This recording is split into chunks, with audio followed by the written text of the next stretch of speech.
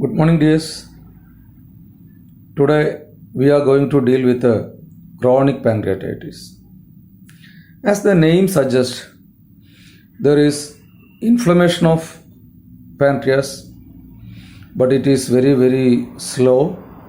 At the same time, progressive destruction, long-term inflammation, and at the same time, the inflammation is low-grade inflammation. That is why, even though there may be some tissue pathology, the symptoms are usually extrapancreatic. That means, in acute pancreatitis, you can see your patient may having some severe abdominal pain with fever, with vomiting, something like that. Symptoms can be seen in, or the intensity of the symptoms may give a clue to the possibility of acute pancreatitis.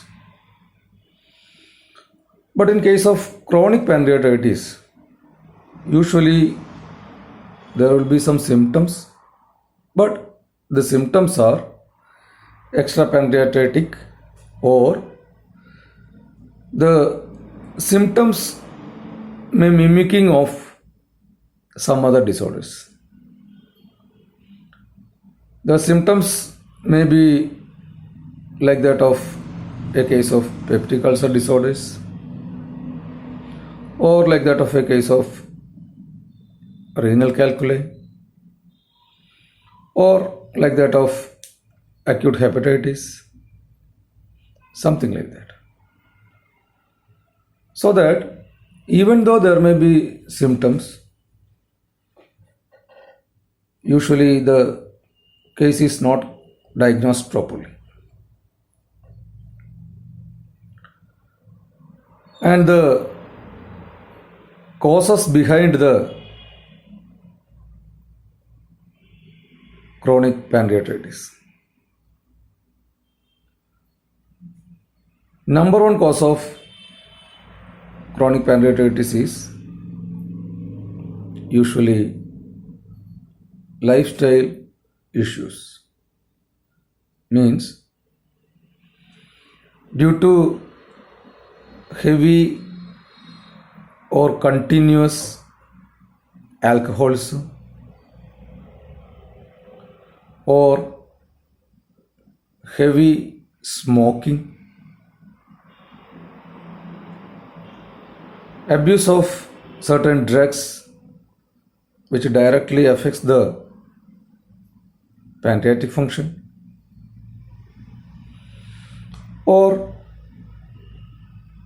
the patient may already having some autoimmunity,